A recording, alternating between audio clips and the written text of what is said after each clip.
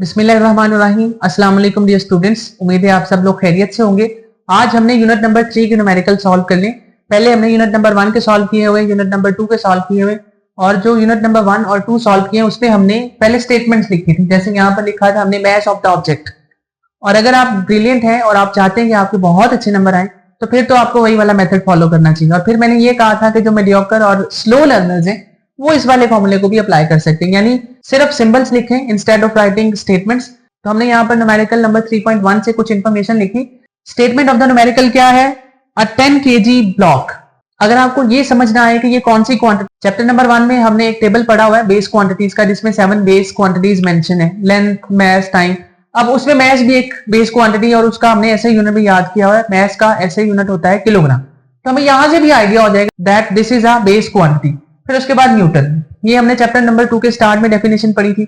Force की definition, force क्या था? That is basically simply push और पुल। तो हमने ये कहा था ये फोर्स है, या हम ऑल्टरनेटिव वे में ये कह सकते हैं फोर्स एक एजेंट है।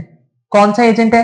Force is an agent which moves, यानी अगर कोई ऑब्जेक्ट रुका हुआ है तो उसको मूव कराता है या मूव करवाने की कोशिश करता है। और स्टॉप्स, या क्या करता है? रोकता है।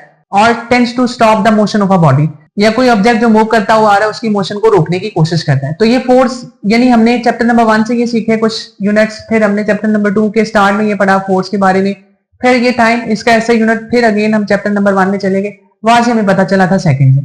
तो अगर आपको ये बेसिक इन्फॉर्मेशन नहीं, आप कमेंट सेक्शन में बताएं, मैं एक और वीडियो डाल दूंगा जिसमें मैं आपको कुछ बेसिक्स बता दूंगा। फिर ये कहा गया है a 10 kg block is placed on a smooth horizontal surface. A horizontal force of 5 Newton is applied to the block. हमने एक्सेलरेशन फाइंड आउट करना है पार्ट नंबर ए में। पार्ट बी में हमने velocity of the block find करनी है after 5 seconds. 5 second गुजरने के बाद उस ब्लॉक की वेलोसिटी कितनी होगी ये फाइंड करनी। तो 5 सेकंड गुजरने के बाद जो वेलोसिटी होगी वो फाइनल वेलोसिटी होगी, तो इसलिए हमने वीएफ लिखा हुआ है। अब मैंने आपको चैप्टर नंबर 2 में न्यूमेरिकल नंबर 2.7 और 2.9 में ये सिखाया था, अगर एक पर्टिकुलर हाइट से किसी ऑब्जेक्ट को ड्रॉप किया जाए तो उसकी इनिशियल वेलोसिटी 0 होती है। जब हमने किसी ब्लॉक को किसी हॉरिजॉन्टल सरफेस पे प्लेस कर दिया, इसका मतलब हमने इसको रख दिया है। अगर रख दिया है तो उसकी इनिशियल वेलोसिटी कितनी हुई? 0 हुई। तो फाइनल वेलोसिटी तो हमने फाइंड आउट करनी, इनिशियल वेलोसिटी भी आपने याद रखनी। इनिशियल वेलोसिटी कितनी है बच्चों? इनिशियल वेलोसिटी इज 0 मीटर पर सेकेंड। ठीक है, इसी इंफॉर्मेशन को यूटिलाइज करते हुए हमने एक्सेलरेशन फाइंड आउट करना है और velocity of the block after 5 seconds, यानी फाइनल वेलोसिटी फाइंड करनी। पहले हम लिख रहे हैं यूजिंग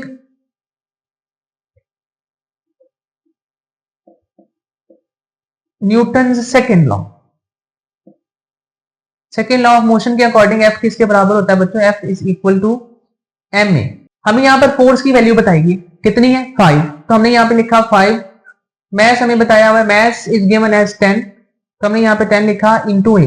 अब ये 10 ए के साथ मल्टीप्लाई हो रहा है, जब हम इसको लेफ्ट साइड पे लेके जाएंगे तो ये उधर जाके डिवाइड हो जाएगा, तो it will become 5/10 is equal to ए।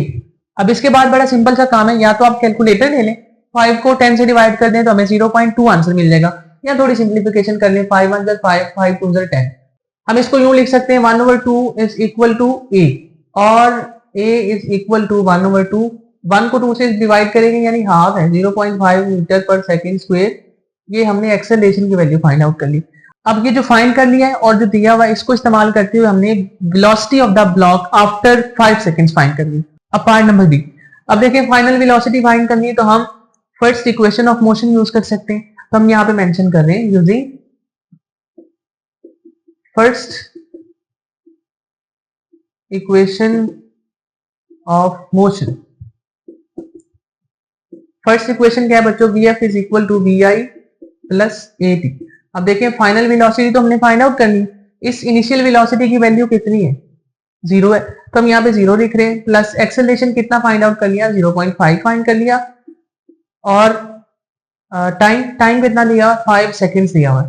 तो अगर हम डायरेक्ट कैलकुलेटर से 0.5 और 5 को मल्टीप्लाई कर लें तब भी आंसर मिल जाएगा। तो हम 0 किसी नंबर में ऐड करें तो वो चेंज ही नहीं होता, तो 0.5 को हम लिख रहे हैं 5/10, इसको मल्टीप्लाई कर लें 5 के साथ, 5 1 5 5 2 10, यानी ये आ गया 5/2, यानी 5 का हाफ करना है। 5 का हाफ करेंगे तो कितना आंसर आ जाएगा? 2.5 आ जाएगा।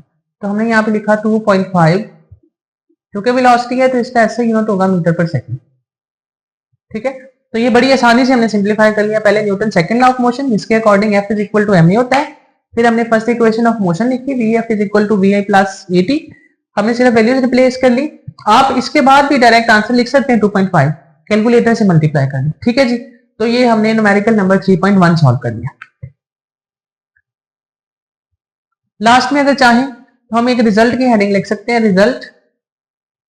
आप रिजल्ट में सिर्फ इतना लिख लें कि एक्सेलरेशन जो है वो कितना आ गया 0.5 मीटर पर सेकंड स्क्वायर, और Vf कितना आ गया, Vf is equal to 2.5 metre per second, ठीक है। इसके बाद numerical number 3.2, according to the statement of the question the mass of a person is 80 kg। एक पर्सन है जिसका मास 80 kg है, तो हम वो इन्फॉर्मेशन साथ साथ लिखते जा रहे हैं। मास उसने बताया हुआ तो हमने m लिखा, m is equal to 80 kg, ठीक है। After that what will be its weight on the earth, हमने इसका वेट फाइंड करना है। मास और वेट बेसिकली दो डिफरेंट क्वांटिटीज हैं। ये एक शॉर्ट क्वेश्चन के तौर पर भी आता है और ये एज अ लॉन्ग क्वेश्चन भी आ सकता है। मास की डेफिनेशन से शुरू करेंगे। मास क्या होता है, किसी ऑब्जेक्ट में मौजूद क्वांटिटी ऑफ मैटर है। वेट क्या है, एक फोर्स है। कौन सी फोर्स है, जिसके साथ जमीन चीजों को अपने सेंटर की तरफ अट्रैक्ट करती है। Weight is a force with which earth attract different objects toward its centre, ठीक है। तो ये डेफिनेशन से शुरू करके फिर हम इनके सिंबल्स लिखेंगे, हम इनके यूनिट्स लिखेंगे, इनके फॉर्मूला लिखेंगे, फिर इनको मेजर करने के लिए कौन से बैलेंसेस इस्तेमाल होते हैं वो लिखेंगे, फिर हम ये लिखेंगे कि कौन एक कांस्टेंट होता है, कौन वेरिएबल होता है। यानी मास ऑफ द ऑब्जेक्ट आप कहीं पर भी लेते हैं वो सेम ही रहता है, लेकिन जो वेट फोर्स है, जो वेट ऑफ द ऑब्जेक्ट है वो चेंज होता रहता है, ठीक है, विद द अल्टीट्यूड, हाइट के हिसाब से वो चेंज होता है। फिलहाल हम उस डिस्कशन में नहीं जा रहे। तो हमने इसका वेट फाइंड करना है। पहला ये what will be his weight on earth, फिर what will be his weight on moon. The value of acceleration due to gravity on moon is 1.6 metre per second square.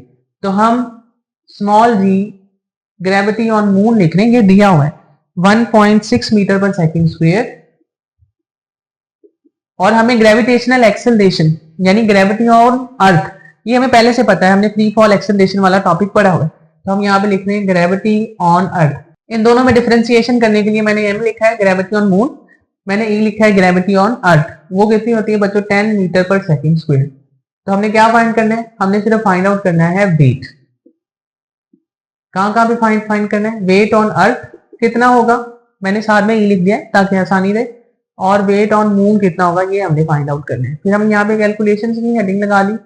हमने ये पढ़ा हुआ है, वेट का फॉर्मूला होता है W is equal to mg, ठीक है। हमने मास लिखना है और स्मॉल g की वैल्यू के साथ मल्टीप्लाई कर देना है, ठीक है। तो मास कितना है बच्चों, मास इज 80 kg।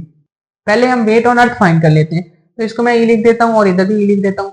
तो वेट ऑन अर्थ बराबर होगा 80 into 10, small g on earth कितना होता है बच्चों 10, मल्टीप्लाई करेंगे तो ये हो जाएगा 800 न्यूटन। तो हम ये करेंगे, हम ये कहेंगे उस पर्सन का अर्थ पर वेट कितना है, it is 800 Newton. Weight on moon के लिए हम लिखेंगे W is equal to mass into small g on moon. Mass है 80 और स्मॉल g की वैल्यू कितनी ऑन मून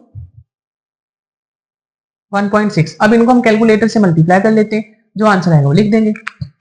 तो जब हम कैलकुलेटर के साथ 80 और 1.6 को मल्टीप्लाई करते हैं, इट इज 128 न्यूटन, 128 न्यूटन। तो ये हमने फाइंड आउट कर लिया वेट ऑन मून, ठीक है। लास्ट हेडिंग आप क्या लिख सकते हैं, लास्ट हेडिंग हम लिख सकते हैं रिजल्ट। तो हम रिजल्ट में क्या बताएंगे, weight on earth is 800 newton and weight on moon is 128 newton. तो इस तरह हमने न्यूमेरिकल नंबर 3.1 और 3.2 बड़ी आसानी के साथ सॉल्व कर लिया।